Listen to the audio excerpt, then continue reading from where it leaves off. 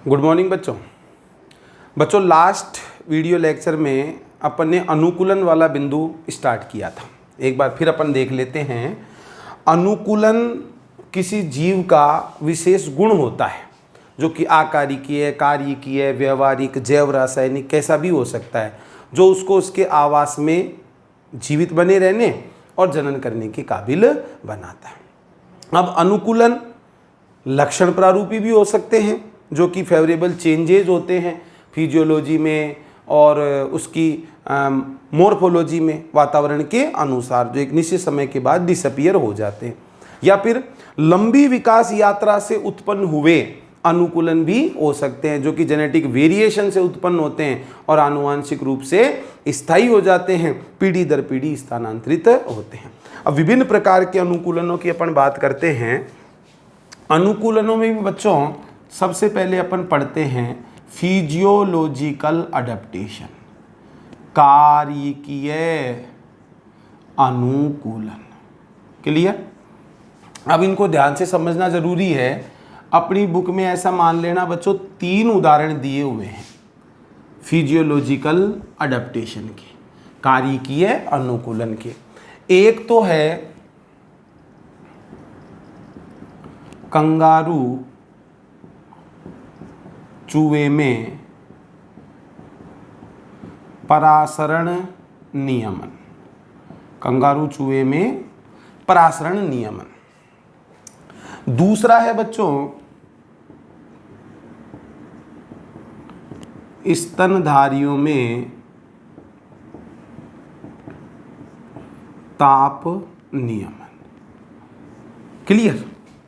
और फिर तीसरा उदाहरण दिया है लक्षण प्रारूपी अनुकूलन। किसके संदर्भ में?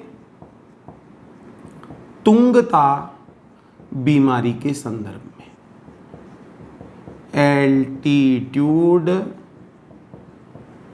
सिकनेस, तुंगता बीमारी के संदर्भ में। ये तीनों ही बच्चों कौन से प्रकार के अनुकूलन बताए हैं? कार्य के। एक एक को अपन समझते हैं। फर्स्ट ऑफ ऑल जो इसकी बात हो रही है कंगारू चूहे की, ये कंगारू चूहा जो है ये मिलता है बच्चों उत्तरी अमेरिका के मरुस्थल में। उत्तरी अमेरिका के मरुस्थल में ये मिलता है। अब वहां पर पानी की कमी की पूर्ति ये कैसे करता है? जलाभाव की पानी की कमी की पूर्ति कैसे करता है? तो ध्यान दो बच्चों, शरीर की वसा का क्या करता है? ये ऑक्सीकरण करता है, ब्रेक डाउन करता है। शरीर की वसा का ऑक्सीकरण ये करता है। ठीक है? और शरीर की वसा के ऑक्सीकरण से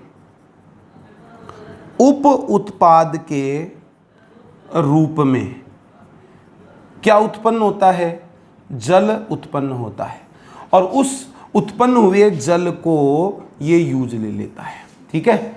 तो कंगारू रैट जो होता है ये बच्चों अपने पूरे जीवन काल में पानी नहीं पीता है या बहुत कम पानी पीता है, 1-2 बारी। क्यों?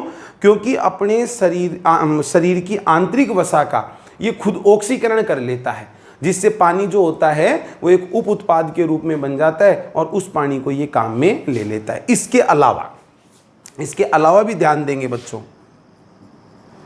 मूत्र के सांद्रण की अत्यधिक क्षमता पाई जाती है। मूत्र के सांद्रण की भी इसमें अत्यधिक क्षमता पाई जाती है, जिसकी वजह से उत्सर्जी पदार्थों के निष्कासन में कम से कम पानी प्रयुक्त होता है। उत्सर्जी पदार्थों के निष्कासन में कम से कम पानी प्रयुक्त होता है। तो बच्चों ये जो सारा काम कंगारू चूहे ने चलाया है वो बच्चों किससे काम चलाया है? अपनी फिजियोलॉजी से। तो क्वेश्चन पूछा जा सकता है कि किस प्रकार से कंगारू चूहा परासरण का नियमन करता है या बिना पानी पिए वो जिंदा कैसे रह सकता है। तो ये सारी चीज़ें आपको बतानी पड़ेगी। कहाँ पर पाया जाता है? उत्तरी अमेरिका के मरुस्थल में पाया जाता है। क्या जुगाड़ लगाता है? वसा का ऑक्सीकरण करता है जिससे पानी को वो उत्पन्न कर लेता है और उसी से फिर वो अपने शरीर का काम चलाता है। साथ में मूत्र को, यूरिन को बहुत ज़्यादा सांद्रित कर देता है जिससे कम से कम पानी की आवश्यकता पड़े उसको त्यागने के लिए। आगे देखते स्तनधारियों में ताप नियमन। ठीक है, अब ताप नियमन की अपन बात करें, अधिकांश स्तनधारी ताप नियमन की वही युक्ति अपनाते हैं जो मनुष्य अपनाता है। जैसा मनुष्य करते हैं ज़्यादातर स्तनधारी भी वैसा ही करते हैं। मनुष्य जो होता है वो अपनी बॉडी का टेम्परेचर कांस्टेंट बनाकर रखता है। कितना? 37 डिग्री सेल्सियस। अब देखो होता क्या है, समझना बच्चों अच्छी तरह से।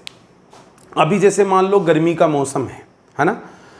गर्मी के मौसम में बाहर का तापमान बहुत ज़्यादा बढ़ गया, मान लो 42 डिग्री सेल्सियस हो गया, 45 डिग्री, और बहुत ज़्यादा रेतीले स्थानों में, मरुस्थलीय स्थानों में 50 डिग्री सेल्सियस तक भी चला जाता है। अब मनुष्य क्या चाहेगा कि यार उसके शरीर की तंदुरुस्ती तो 37 डिग्री सेल्सियस पर बनी रहेगी, तो वो क्या चाहेगा कि शरीर का तापमान नियत रहे। तो जब बाहर का तापमान बहुत ज़्यादा हो जाता है तो उस बढ़े हुए तापमान के प्रति हमारा शरीर अनुक्रिया करता है और हमको बेहद पसीना आता है, बहुत ज़्यादा हमको पसीना आता है। अब बॉडी ने पसीना रिलीज किया ताप के प्रति अनुक्रिया करके, और वो पसीना जब वाष्प बन के उड़ता है तो हमको ठंडक महसूस होती है। नहीं, जैसे पसीने में आगे अपन मान लो कूलर के सामने बैठते हैं तो भी तो अपने को वैसा ही एहसास होता है। तो वो पसीना जब वाष्प बन के उड़ता है तो अपने को ठंडक महसूस होती है। वो बिल्कुल वैसा ही है जैसा अपन कूलर के सामने बैठ के महसूस करते हैं। अब यही काम अगर सर्दी में देखें तो सर्दी में तापमान मान लो बहुत कम हो गया। अब बहुत कम जब तापमान हो जाता है तो अपने को कपकपी छूटने लगती है, अपन कांपने लग जाते हैं। और वो जो कांपना है वो कांपना बच्चों एक प्रकार का व्यायाम है। उसकी वजह से हमारे शरीर में क्या उत्पन्न होती है? ऊष्मा उत्पन्न होती है, जिससे हमारे शरीर का तापमान बढ़ जाता है। क्लियर? तो ये जो सारा जुगाड़ अपन ने लगाया ताप को नियमित करने के लिए, अपनी बात कर लो चाहे लगभग सभी स्तनधारियों की बात कर लो, सबके शरीर में ही ऐसा होता है और अपनी फिजियोलॉजी से वो तापमान का नियमन कर लेते हैं। ये बच्चों बहुत ही ज़्यादा इंपॉर्टेंट है। लक्षण प्रारूपी अनुकूलन का उदाहरण है तुंगता बीमारी के केस में। तो सबसे पहले तो ये देखो बच्चों, ये तुंगता बीमारी क्या होती है? जब हम उच्च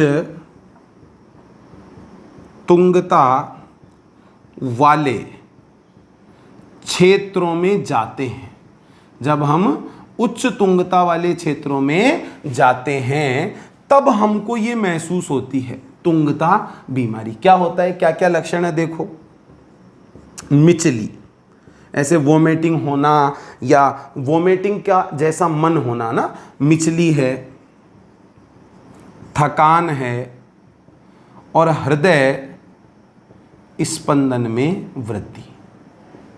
मिचली, थकान और हृदय स्पंदन में वृद्धि, ये सब बच्चों किसके लक्षण हैं? तुंगता बीमारी के लक्षण हैं। कब महसूस होती है? जब हम उच्च तुंगता वाले या ज़्यादा ऊंचाई वाले स्थानों पर जाते हैं। तो अब ऐसा क्यों हुआ? ऐसा क्यों हुआ?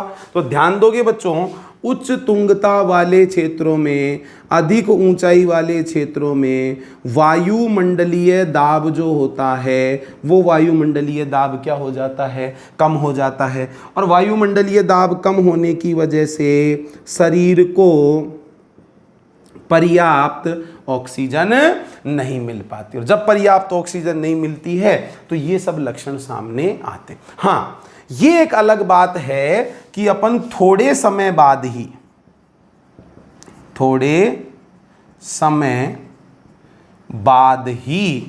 क्या हो जाते हैं, पर्यानुकूलित हो जाते हैं, एक्लीमेटाइज्ड हो जाते हैं, वातावरण के अनुसार ढल जाते हैं, फिर बाद में अपने को तुंगता बीमारी महसूस नहीं होती है। देखो, कई बार ऐसे पहाड़ी ऊंचाई वाले इलाकों में, हिल स्टेशन वगैरह पे अपन घूमने के लिए जाते हैं, तो वहाँ होटल में, धर्मशाला जहाँ पर अपन जाके रुकते हैं, या वहाँ कर जो लोग होते हैं वो अपने को पहले यही सलाह देते हैं, भाई जो मैदानी इलाकों से जाते हैं तो उनको पहाड़ी इलाकों में रहने की आदत नहीं है, वहाँ के वातावरण से वो परिचित नहीं है, तो वो पहले यही कहते हैं कि आप थोड़े समय के लिए, एक दिन के लिए या कुछ समय के लिए पहले आप रेस्ट करो, ठीक है। तो वहाँ पर रेस्ट करेंगे तो अपन क्या हो जाएंगे, पर्यानुकूलित हो जाएंगे। अब वातावरण के अनुसार तुरंत बदलाव करके और अपने शरीर जो होता है वो तुंगता बीमारी से पार पा लेता है। तो क्या क्या अनुकूलताएं अपनाई शरीर ने, किसके केस में, तुंगता बीमारी के केस में। तो ध्यान देना बच्चों, आरबीसी के उत्पादन को क्या किया गया, बढ़ाया गया। आरबीसी के उत्पादन को बढ़ाया गया, इसको अपन कह सकते हैं पॉलीसाइथेमिया। आरबीसी के उत्पादन को बढ़ाया गया। हीमोग्लोबिन की बंधनकारी क्षमता को घटाया गया। भाई हीमोग्लोबिन जितनी ऑक्सीजन को कैरी कर सकता है, जितनी ऑक्सीजन को बांध सकता है, उतनी तो पर्याप्त मिल ही नहीं सकती। तो ओवरऑल आरबीसी ज़्यादा, हीमोग्लोबिन ज़्यादा, लेकिन ऑक्सीजन कम मिल रही है, तो थोड़ी थोड़ी बंध जाएगी सबके साथ में, है ना। हीमोग्लोबिन की बंधनकारी क्षमता को घटाया गया और श्वसन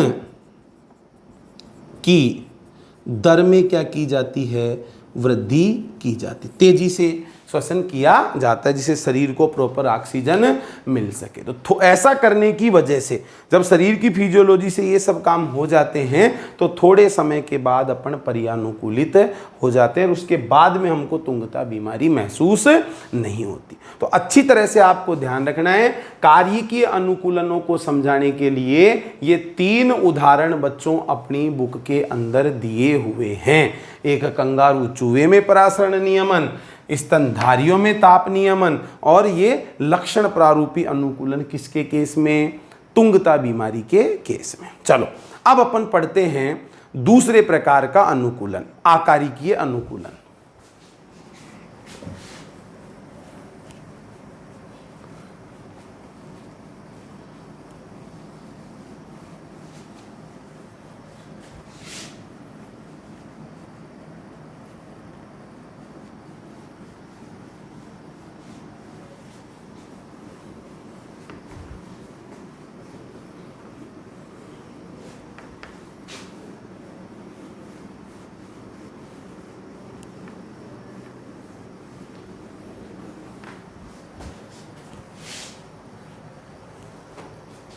देखो बच्चों,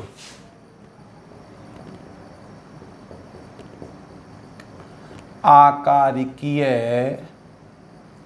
अनुकूलन, आकारिकीय अनुकूलन। अब इसमें सबसे पहले तो अपन देखते हैं नंबर 1, मरुस्थलीय पादपों में ताप नियमन हेतु, मरुस्थलीय पादपों में ताप नियमन हेतु। ध्यान देंगे बच्चों, अच्छी तरह से समझना। आपने पढ़े होंगे बच्चों CAM पादप, क्रेसुलेशियन अम्ल उपापचय। CAM की फुल फॉर्म क्या है, क्रेसुलेशियन एसिड मेटाबॉलिज्म। अब ये जिनमें पाया जाएगा उनको बोलते हैं बच्चों CAM प्लांट। अब ये तो ऐसे मान लो कि एक विशेष पाथवे है, विशेष पाथवे है ये, है ना। लेकिन इसके पीछे जुड़ी हुई है मॉर्फोलॉजी। कैसे, अब ध्यान से समझना बच्चों। इन पादपों के जो रंध्र होते हैं वो रंध्र केवल रात्रि में ही क्या होते हैं, खुलते हैं। दिन के समय तापमान ज़्यादा रहता है, दिन के समय तापमान ज़्यादा रहेगा तो वाष्पोत्सर्जन के द्वारा जल की हानि ज़्यादा होगी। अब उस जल की हानि को कम करने के लिए, जल की हानि को कम करने के लिए ये बच्चों अपने रंध्रों को क्या कर लेते हैं, बंद कर लेते हैं। आगे बात समझ। रंध्र केवल कब खुलेंगे, रात्रि में। अब बच्चों प्रकाश संश्लेषण हो, कार्बन डाइऑक्साइड और जल की सहायता से ये भोजन बनाए तो उसके लिए तो प्रकाश की आवश्यकता होती है, तो प्रकाश संश्लेषण तो दिन में ही होगा ना, लेकिन दिन के अंदर रंध्र बंद है। तो बच्चों ये क्या करते हैं, ये अम्लों का निर्माण कर लेते हैं रात्रि में। रात्रि में जब इनके रंध्र खुलते हैं तो उनसे CO2 प्राप्त होती है और उस CO2 से ये अम्लों का निर्माण कर लेते हैं। क्लियर। और दिन में जब रंध्र बंद रहते हैं तो उन अम्लों से ये क्या प्राप्त करते हैं, CO2, और CO2 और जल की सहायता से प्रकाश की उपस्थिति में भोजन बनाते हैं। तो इसमें आपको कंफ्यूज नहीं होना है भाई। ये CAM चक्र की अपन बात करते हैं तो प्रकाश संश्लेषण का एक विशेष पथ है, नो डाउट, फिजियोलॉजी से जुड़ी हुई कहानी है, लेकिन CAM पथ जिनमें प्रदर्शित होगा उनमें रंध्रों का खुलना बंद होना, दिन में बंद रात्रि में खुले, तो वो सारी कहानी तो मॉर्फोलॉजी एनाटॉमी से ही चल रही है। तो इसको बच्चों अपन आकारिकी अनुकूलन की श्रेणी में ही रखेंगे। क्लियर। और देखो इसके अलावा जो मरुस्थलीय पादप होते हैं, जीरोफिटिक प्लांट,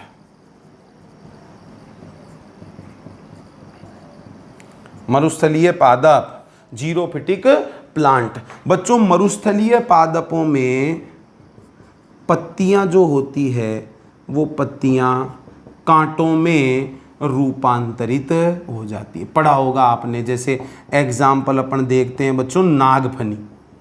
पत्तियां जो होती है वो कांटों में रूपांतरित हो जाती है। अब क्यों रूपांतरित हुई भाई, पत्तियां होती, पृष्ठीय क्षेत्रफल ज्यादा होता, जल की हानि ज्यादा होती, तो उस जल की हानि को घटाने के लिए पत्तियां कांटों में रूपांतरित हो गई। और साथ साथ वो कांटे जो है वो चरने वाले शाकाहारी जानवरों से भी पादप की क्या कर लेंगे, सुरक्षा।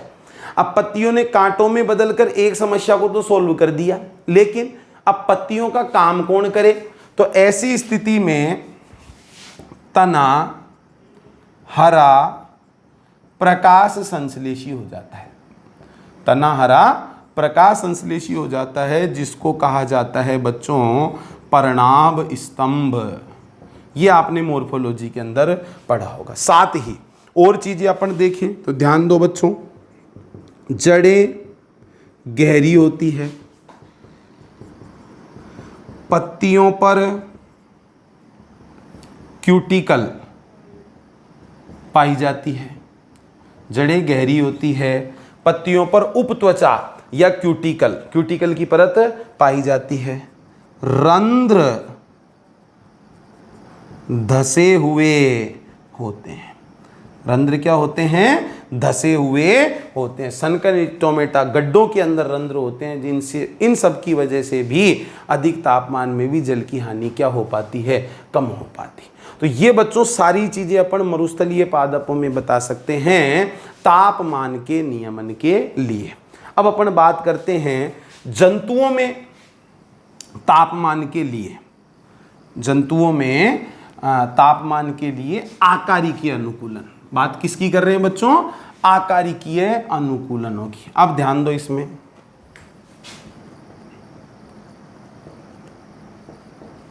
जंतुओं में ताप नियमन, जंतुओं में ताप नियमन। और ये बच्चों बहुत ही ज्यादा इंपॉर्टेंट है। आपकी बुक में एक नियम दिया हुआ है, एलन का नियम। अच्छी तरह से समझना बच्चों, एलन का नियम क्या कहता है। एलन का नियम, ठंडे प्रदेशों में पाए जाने वाले स्तनधारियों के शरीर में, स्तनधारियों के शरीर में पूंछ, थूतन, ठीक है, कान, नाक,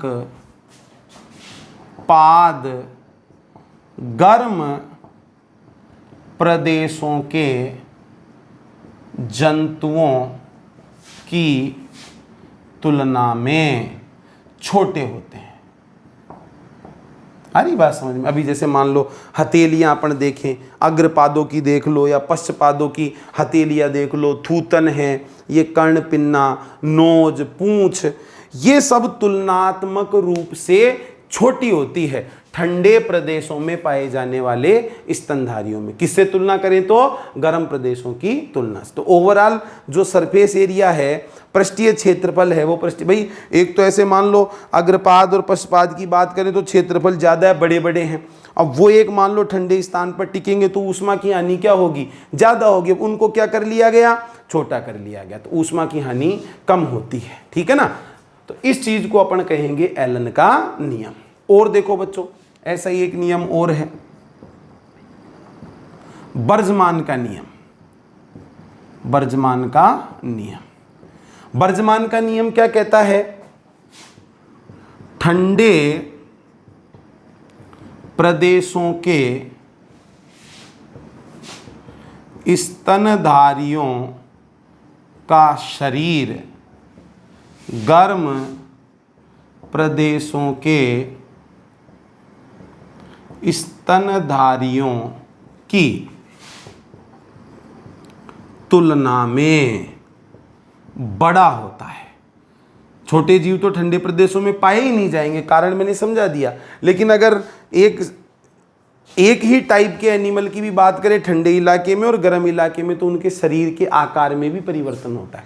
अभी जैसे एक तो मान लो नॉर्मल गर्म स्थानों में, जंगलों में मिलने वाला, ऐसे मान लो भालू है, काला भालू, और एक अपन बात करें पोलर बियर की, ध्रुवीय भालू की, तो काले भालू की तुलना में ध्रुवीय भालू का जो शरीर होता है वो शरीर क्या होता है? बड़ा होता है, ठीक है। ये चीज किसको इंगित कर रही है? बर्जमान के नियम को। और देखो बच्चों, जॉर्डन का नियम। जॉर्डन का नियम, जॉर्डन का नियम क्या कहता है? ठंडे जल में पाई जाने वाली मछलियों में कशेरुकाओं की संख्या गर्म जल की मछलियों की तुलना में अधिक होती है। ठंडे पानी में पाई जाने वाली मछलियों के शरीर में कशेरुकाएं ज़्यादा होती है और गर्म जल में पाई जाने वाली मछलियों के शरीर में कशेरुकाएं कम होती है। किसने दिया है ये नियम? जॉर्डन ने। तो बच्चों, मरुस्थलीय पादपों में ताप नियमन के लिए और स्तनधारियों में ताप नियमन के लिए कौन कौन से आकारिकीय अनुकूलन पाए जाते हैं, ठीक है, चाहे वो बाह्य आकारिकीय हो और चाहे वो आंतरिक आकारिकीय हो। और देखिए, अभी जैसे और एक उदाहरण देखो, सील। सील जो है, ये सील बच्चों एक जलीय स्तनधारी है। सील क्या है? एक जलीय स्तनधारी जंतु। अब इसमें क्या होता है? इसकी त्वचा के नीचे, त्वचा के नीचे वसा की मोटी परत, त्वचा के नीचे वसा की मोटी परत पाई जाती है, जिसको कहा गया है तिमी वसा या बल्बर। तिमी वसा। तो त्वचा के नीचे, स्किन के नीचे वसा की मोटी परत पाई जाती है सील जैसे जलीय स्तनधारियों में। अब जो ये तिमी वसा है, बल्बर जो है, ये बच्चों इंसुलेटर या ऊष्मारोधी का कार्य करती है। ऊष्मारोधी का कार्य करती है और शरीर से ऊष्मा हानि को रोकती है। ठीक है, तो ये भी बच्चों किस प्रकार का अनुकूलन माना जाएगा? आकारिकीय प्रकार का अनुकूलन माना जाएगा। तो 3 उदाहरण तो अपने हो गए कारिकीय के, और बाकी आपको ये चीजें ध्यान रखनी है। मरुस्थलीय पादपों में ताप नियमन के लिए, स्तनधारियों में, जंतुओं में ताप नियमन के लिए, उसमें फिर ये एलन का नियम, बर्जमान का नियम, कुछ एक अपन ये ध्यान रख लेंगे। जंतुओं में ताप नियमन के लिए एक चीज ये सील का उदाहरण अपने को ध्यान रखना है। क्लियर? तो आकारिकीय अनुकूलन कंप्लीट और कारिकीय अनुकूलन कंप्लीट। अब अपन देखते हैं बच्चों व्यवहारिक अनुकूलन।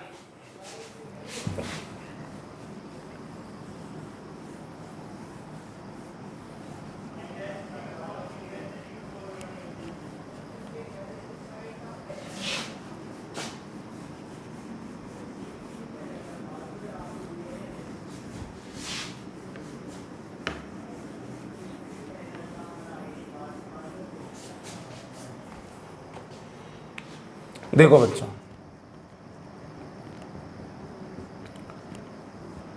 व्यवहारिक अनुकूलन, ठीक है। अब फिजियोलॉजी की भी कहानी नहीं है, आकारिकी की भी कहानी नहीं है। कुछ जो जीव होते हैं वो अपने व्यवहार में बदलाव करके प्रतिकूल परिस्थितियों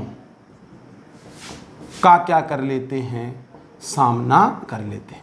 व्यवहार में बदलाव करके ही बच्चों वो आसानी से अपना काम चला लेते हैं। जैसे एग्जाम्पल पर ध्यान दो।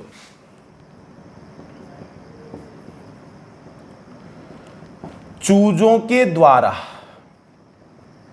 अपनी मां को पहचानना, चूजों के द्वारा अपनी मां को पहचानना, ये बच्चों कैसा अनुकूलन है? व्यवहारिक। और ये मैंने पीछे बताया भी था, कुछ क्वेश्चन शुरुआत में इकोलॉजी वाला चैप्टर स्टार्ट किया था तब कुछ क्वेश्चन शुरुआत में पूछे गए थे कि चूजे अपनी मां को कैसे पहचान लेते हैं। तो वो बच्चों पहचानते हैं किसके द्वारा? व्यवहारिक अनुकूलन के द्वारा। इसके अलावा एग्जाम्पल अपन देखें, प्रवास,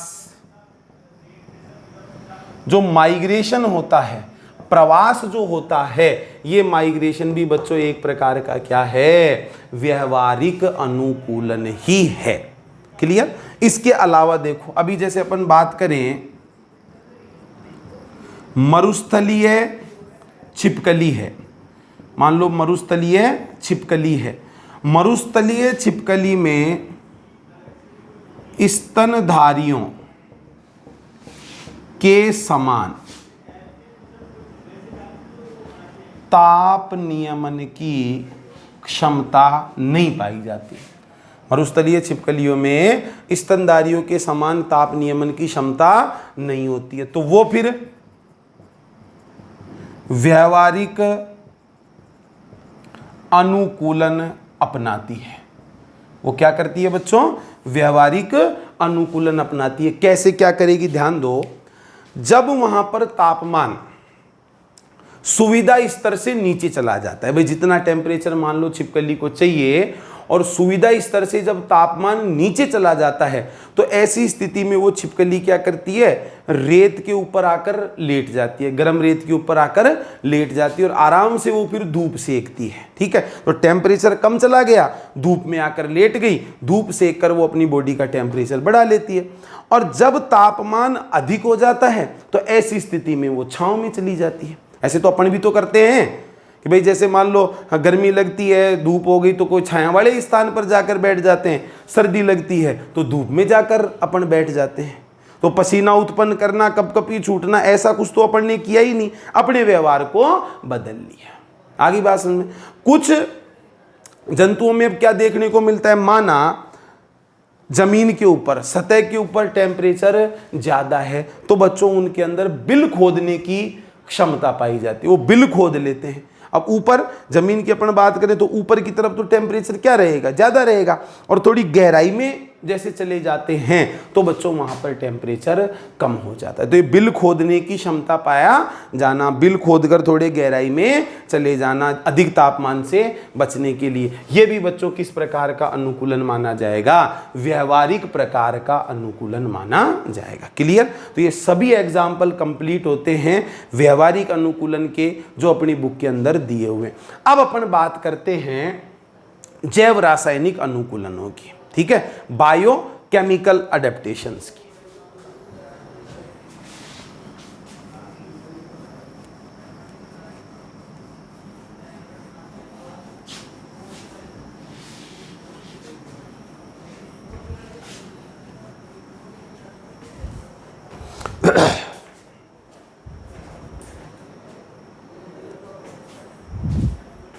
देखो बच्चों,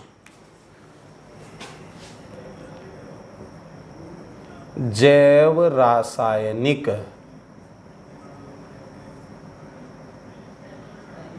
अनुकूलन,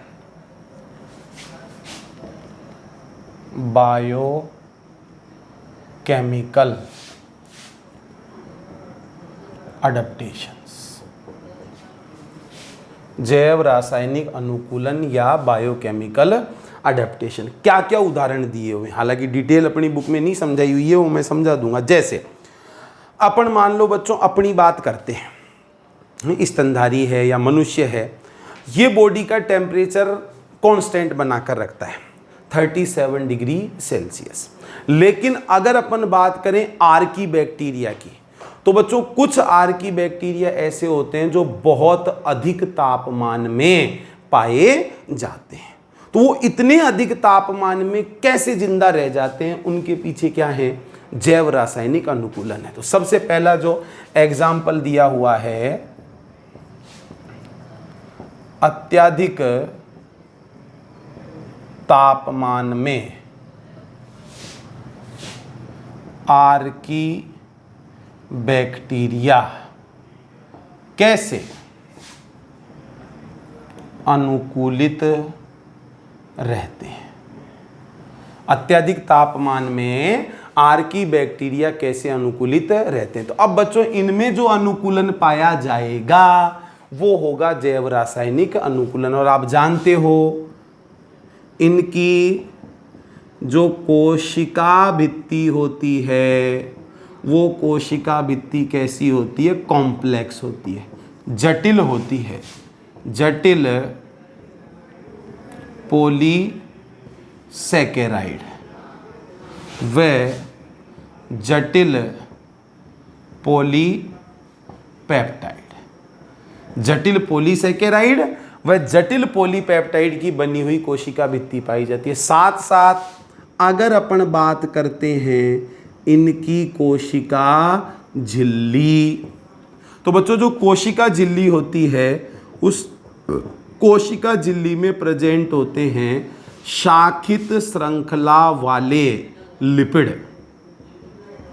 कोशिका झिल्ली में क्या प्रेजेंट होते हैं बच्चों? शाखित श्रृंखला वाले लिपिड प्रेजेंट होते हैं। ये शाखित श्रृंखला वाले जो लिपिड होते हैं ना, ये शाखित श्रृंखला वाले लिपिड झिल्ली की तरलता को क्या कर देते हैं? घटा देते हैं, जिससे उसमें प्रतिरोधी गुण आ जाता है, वो ज़्यादा तापमान को भी आराम से सहन कर सकती है।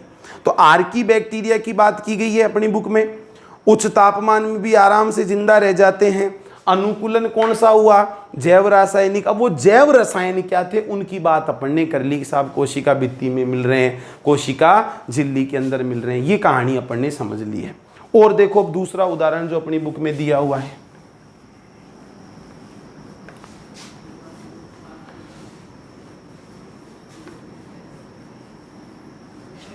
देखो दूसरा एग्जाम्पल बुक में क्या दिया हुआ है,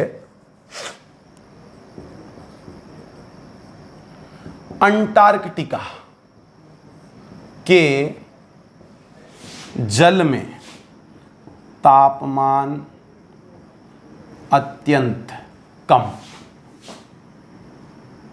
ऐसे मान लो बच्चों माइनस में होता है, ठीक है। अंटार्कटिका के जल में पाई जाने वाली मछलियां देहगुह्य तरल को जमने से कैसे रोकती है?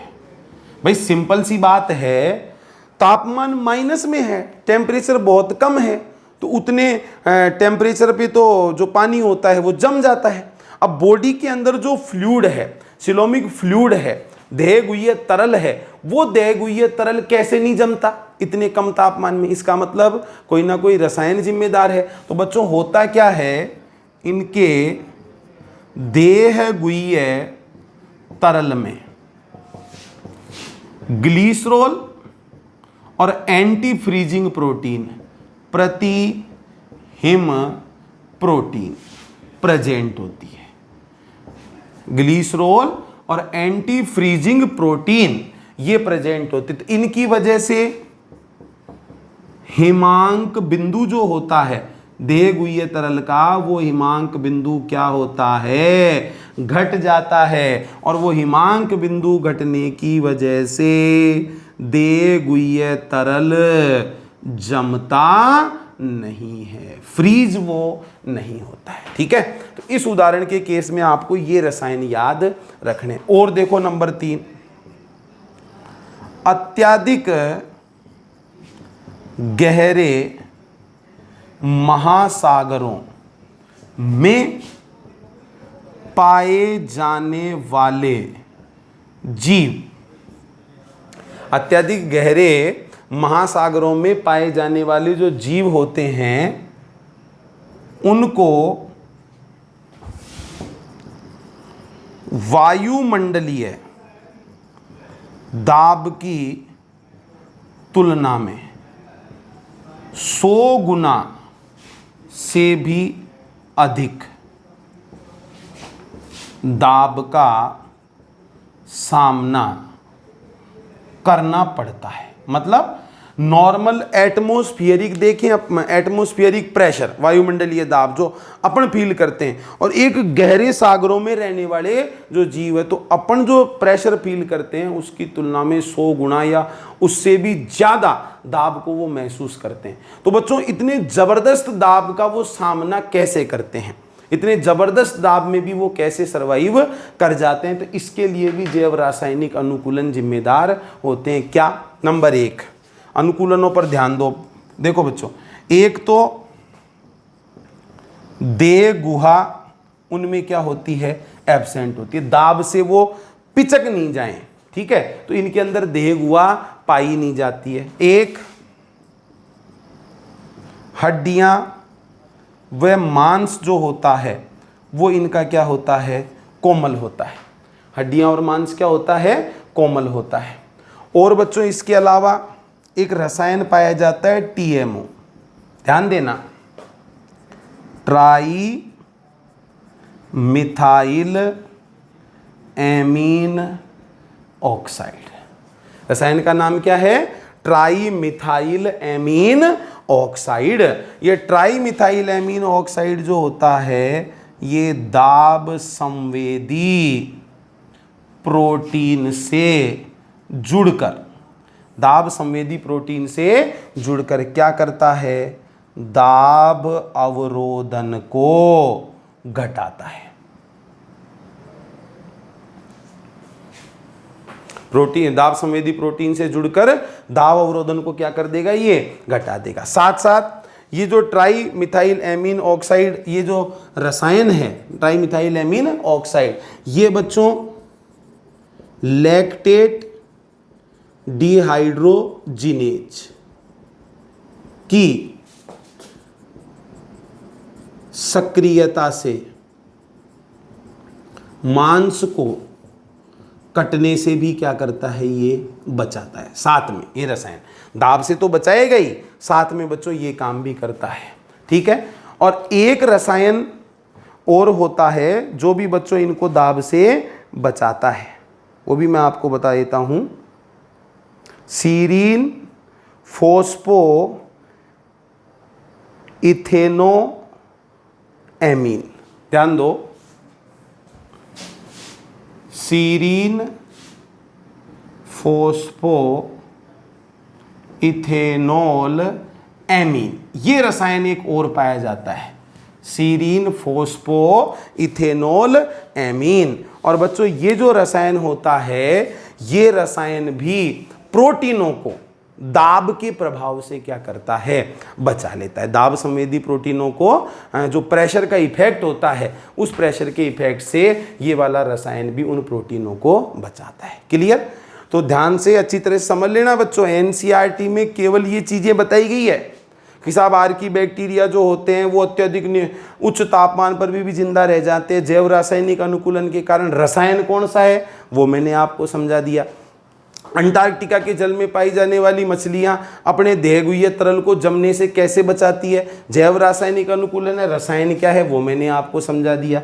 ऐसे ही फिर पूछा गया गहरे महासागरों में जो मिलने वाले जीव जंतु हैं वो इतने उच्च दाब का सामना कैसे कर लेते हैं, तो उनमें क्या क्या अनुकूलन है, कौन कौन से रसायन हैं, ये बच्चों मैंने आपको बता दी। तो इस प्रकार से अपने जो बुक में चारों प्रकार के अनुकूलन उदाहरणों सहित समझाए गए थे, वो सारी कहानी बच्चों अपन ने कंप्लीट कर ली है। कार्य की है, आकारी की है, व्यवहारिक और जैव रासायनिक। आगे बात समझ। तो बच्चों एक चैप्टर का नाम क्या है, ऑर्गेनिज्म एंड पॉपुलेशन। मतलब इस चैप्टर नंबर 13 में इकोलॉजिकल स्टडी किस लेवल पर करनी है, जीव के स्तर पर करनी है और पॉपुलेशन समष्टि के स्तर पर करनी है। तो यहां तक का जो ये अपना चैप्टर है बच्चों, जीव के लेवल तक की कहानी कंप्लीट होगी। अब इस चैप्टर में आगे जो भी कहानी चलेगी वो पॉपुलेशन पर बेस्ड होगी, पॉपुलेशन की कहानी होगी। पॉपुलेशन क्या है, उस पॉपुलेशन के क्या क्या विशेषताएं होती है, क्या क्या गुण होते हैं, समष्टियों के बीच में होने वाली पारस्परिक क्रियाएं जो भी हैं, अब जो सारी कहानी अपन पढ़ेंगे वो पॉपुलेशन के लेवल पर पढ़ेंगे नेक्स्ट वीडियो लेक्चर में। धन्यवाद।